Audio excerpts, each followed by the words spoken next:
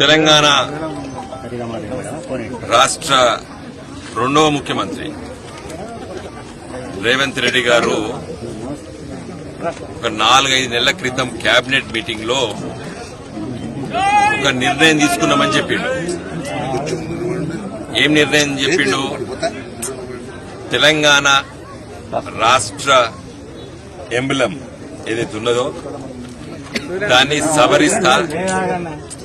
దాన్ని సవరిస్తా చేర్పులు మార్పులు చేస్తాను, దాంట్లో ఉన్నటువంటి కాకతీయుల కళాతోరణాన్ని తీసివేస్తా, చార్మినార్ని తీసివేస్తాను, తెలంగాణ ఉద్యమ స్ఫూర్తిని నింపుతాను అని చెప్పి వ్యాఖ్యానాలు చేశాడు. ఆ రోజే మేమందరం కూడా మా నిరసన తెలియజేశాం.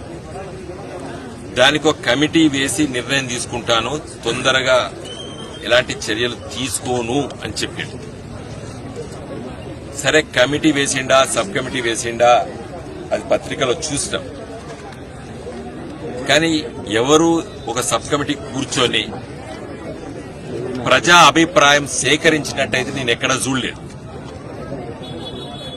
ఒక సబ్ కమిటీ ఒక కమిటీ వేసినా చెప్పిండు రేవంత్ రెడ్డి.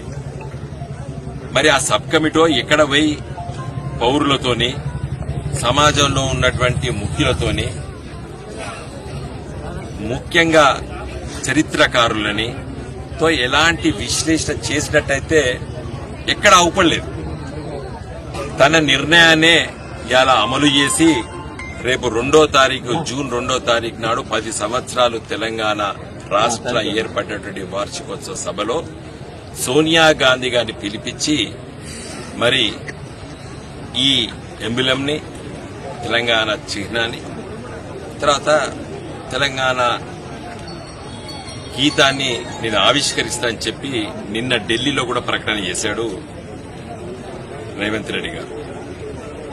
నేను అడుగుతున్నాను, ఈయనకు ఎందుకు తెలంగాణ సంస్కృతి పట్ల, తెలంగాణ చరిత్ర పట్ల, తెలంగాణ కళల పట్ల వ్యతిరేకత?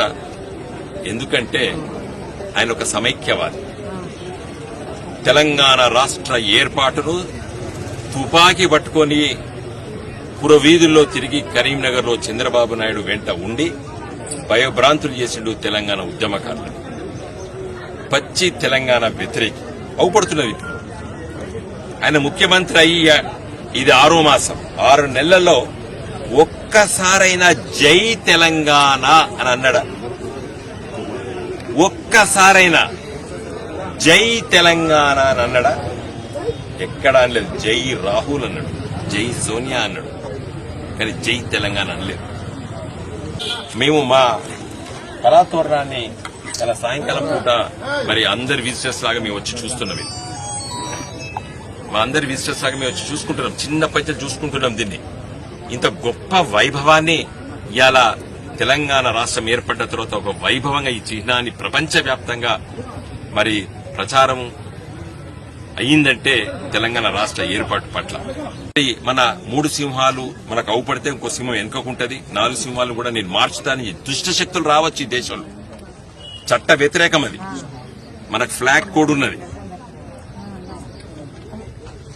నేను అందుకే చెప్పదలుచుకున్నాను, మీరు చేసేటువంటి ఈ ప్రయత్నము, రేవంత్ రెడ్డి గారు చేసేటువంటి ఈ ప్రయత్నము, అసలు ఈయన నిజమైన కాంగ్రెస్ నాయకుడు కాదు.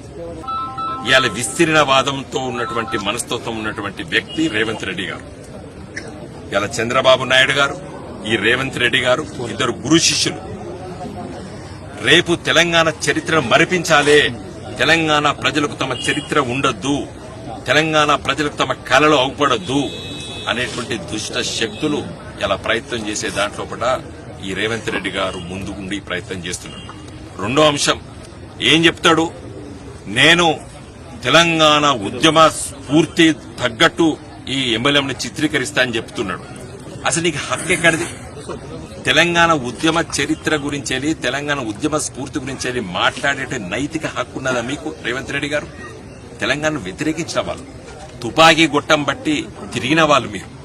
తెలంగాణ ఉద్యమాన్ని అణిచేటువంటి చంద్రబాబు నాయుడుకు వత్తసు పలికిన వారు మీరు.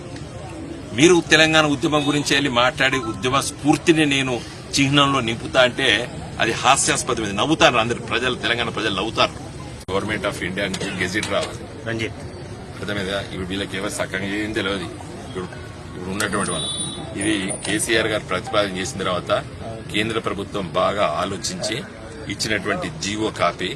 తర్వాత ఈ చట్టం ఉంది, దీనికి state emblem of India regulation of use rules 2007 ఇది అమెండ్మెంట్ కూడా అయింది. దీని ప్రకారంగా కేంద్ర ప్రభుత్వం ఒప్పుకుంటేనే మార్చొచ్చు. కాబట్టి ఈయన ఇయ్యాలని రేపు 2వ తారీఖున ప్రకటన చేస్తే అది అయ్యేది కాదు, పోయేది కాదు.